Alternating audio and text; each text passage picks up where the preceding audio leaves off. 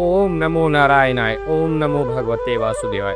आज भागवत कथा का लगभग 40वां दिन था और किसी कारणवश चैनल डिलीट होने के कारण सारा का सारा भागवत कथा डिलीट हो गया। तो आज हम तृतीय जहाँ तक कथा हुआ था उसका नाम था तृतीय स्कंद का दूसरा अध्याय तक संपूर्ण कथा हो चुका था। तो आज जो है कि संपूर्ण कथा को थोड़ा थोड़ा समझते हुए सबका वर्णन थोड़ा थोड़ा करके जहाँ तक थे वहाँ तक पहुँचेंगे। उसके बाद कल से जो है कि फिर से उससे आगे की भागवत कथा होगा। आज जो है कि सार सटीक में जहाँ शुरू से तृतीय स्कंद का दूसरा अध्याय तक मुख्य बातों को समझेंगे। फिर उससे आगे की कथा कल होगी और कल जो है कि पूरा होगा। आज सिर्फ सार होगा कथा का, जहाँ तक छूटा था। कोई कारणवश चैनल डिलीट हो गया, लेकिन कोई बात नहीं, प्रभु की कृपा से सब ठीक हो गया है। तो चलिए आज जो है कि शुरू से लेकर भागवत कथा का तृतीय स्कंद का दूसरा अध्याय तक उसका सार का वर्णन करते हैं। ओम नमो नारायणाय। ओम नमो भगवते वासुदेवाय। सुख सागर श्रीमद् भागवत कथा प्रथम अध्याय, जिसमें है कि प्रथम अध्याय में भक्ति, ज्ञान एवं वैराग्य की कथा। इसमें भक्ति, वैराग्य और ज्ञान की कथा का संपूर्ण वर्णन है। और प्रथम स्कंद का द्वितीय अध्याय, इसमें है नारद जी द्वारा भक्ति को संतावना देना। भक्ति को नारद जी समझाते हैं कि कैसे प्रभु की भक्ति किया जाए। और प्रथम स्कंद का तीसरा अध्याय है श्रीमद् भागवत सप्ताह विधि एवं फल स्तुति। चौथा अध्याय है धुंधुली कारी एवं गोकर्ण की कथा। पांचवा अध्याय है धुंधुलीकारी की प्रेत योनि की प्राप्ति और गोकर्ण द्वारा सप्ताह विधि सुनने से उद्धार। छठा अध्याय है सप्ताह परायण विधि विधान सहित सप्ताह परायण की संपूर्ण कथा। यहाँ से प्रथम स्कंद प्रारंभ होता है, जिसका नाम है 88,000 ऋषियों सहित श्री सूत जी द्वारा भागवत स्तुति। और दूसरा अध्याय है सुखदेव जी की विरक्ति एवं वन के लिए प्रस्थान। तीसरा अध्याय है सुख निधान करुणा सागर श्री हरि के अनेक अवतारों का संपूर्ण वर्णन। चौथा अध्याय है व्यास जी की जन्म की कथा एवं वेद पुराण की रचना की संपूर्ण कथा।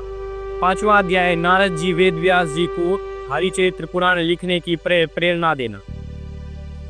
और छठा अध्याय है नारद जी द्वारा अपने पूर्व जन्म की कथा कहना।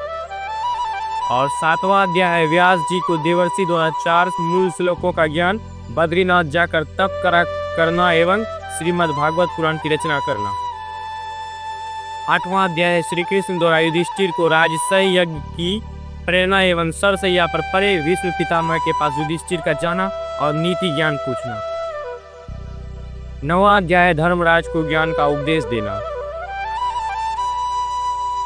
10वां अध्याय है भीष्म जी का प्राण त्यागना। 11वां अध्याय का नाम है धर्मराज का राज्याभिषेक, पितामह की अंत्येष्टि, अश्वत्थामा द्वारा उत्तरा का गर्भ नष्ट करना एवं श्री कृष्ण द्वारा राजा परीक्षित की रक्षा करना।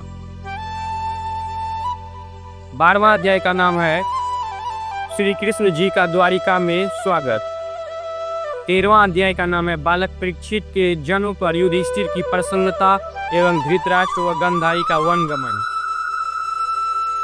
14वां अध्याय है अर्जुन का द्वारिका से वापस आना एवं युधिष्ठिर द्वारा द्वारकाधीश श्री कृष्ण का कुशल क्षेम पूछना। 15वां अध्याय था अर्जुन द्वारा श्री कृष्ण जी के अंतर ध्यान होने का संपूर्ण वृत्तांत। तत्पश्चात धर्मराज द्वारा परीक्षित को राजगद्दी एवं 5 भाइयों का द्रौपदी सहित वनगमन। 16वां अध्याय था बैल रूपी धर्म एवं गौ रूपी पृथ्वी की वार्ता तथा राजा परीक्षित द्वारा उनकी वार्ता को सुनना। 17वां अध्याय था कलयुग एवं राजा परीक्षित की वार्ता एवं कलयुग को रहने का स्थान देना। 18वां अध्याय था राजा परीक्षित द्वारा समीक ऋषि का अपमान होना और श्रृंगी ऋषि का कुपित होकर राजा परीक्षित को श्राप देना। 19वां अध्याय था प्रथम स्कंद का 19वां अध्याय का नाम था राजा को ऋषि के श्राप का ज्ञान होना एवं मुक्ति प्राप्ति के लिए सत्संग कराना। और यहाँ से प्रारंभ होता है द्वितीय स्कंद, श्रीमद् भागवत कथा का द्वितीय स्कंद। और इसका प्रथम अध्याय का नाम है प्रभु श्री हरिनारायण के विराट स्वरूप का वर्णन करके राजा परीक्षित को श्री सुखदेव जी का उपदेश। दूसरा अध्याय का नाम है श्री हरि द्वारा भक्तों की रक्षा का वर्णन। और तीसरा अध्याय का नाम है श्री सुखदेव जी द्वारा देवताओं की आराधना करने का विधि पूर्वक वर्णन। चौथा अध्याय का नाम है राजा परीक्षित द्वारा सृष्टि रचना का प्रश्न पूछना। और पांचवा अध्याय का नाम है ब्रह्मा और नारद संवाद श्रीमद् भागवत कथा प्रारंभ। मूल रूप में श्रीमद् भागवत कथा का जो है कि प्रारंभ द्वितीय स्कंद का 5वां अध्याय से ही होता है। छठा अध्याय का नाम है ब्रह्मा जी द्वारा प्रभु के विराट स्वरूप का वर्णन। 7वां अध्याय का नाम है श्री नारायण के 24 अवतारों का संपूर्ण वर्णन। 8वां अध्याय का नाम है राजा परीक्षित द्वारा श्री सुखदेव जी से धर्म वेद एवं ज्ञान की बातें पूछना। 9वां अध्याय का नाम है 4 मूल श्लोकों का हाल श्री सुखदेव जी ने परीक्षित को समझाया था। 10वां अध्याय का नाम है पंच तत्व का वर्णन एवं भागवत कथा के 10 रूप। यहाँ से श्रीमद् भागवत पुराण का तृतीय स्कंद प्रारंभ होता है, जिसमें कि प्रथम अध्याय और द्वितीय अध्याय का कहानी कथा हो चुका था, जिसका नाम है महात्मा विदुर का दुर्योधन को सलाह देना एवं श्री कृष्ण का महात्मा विदुर के कथन का अनुमोदन करना। दूसरा अध्याय उद्धव जी के मुखारबिंद से कृष्ण लीला का वर्णन। तीसरा अध्याय भगवान की अन्य लीलाओं का वर्णन। चौथा अध्याय है उद्धव द्वारा श्रीमद् भागवत स्तुति एवं प्रभु की प्रशंसा करना। तो पीछे की भागवत कथा में तीसरा अध्याय नहीं हुआ था, दूसरा अध्याय हो गया था।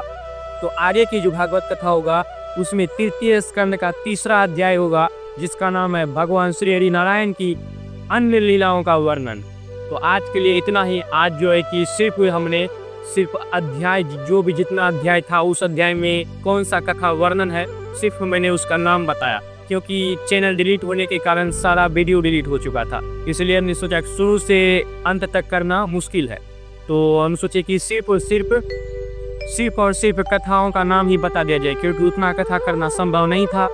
तो सिर्फ हमने अध्याय के हिसाब से हमने सिर्फ कथा का नाम कर दिया। अब कल से जो है कि भागवत कथा का तीसरा स्कंद का तीसरा अध्याय प्रारंभ होगा, जिसका नाम है भगवान श्री हरि नारायण का अन्य लीलाओं का वर्णन। कल की कथा कल प्रारंभ होगा। तब तक के लिए ओम नमो नारायण, ओम नमो भगवते वासुदेवाय। जय श्री हरि नारायण।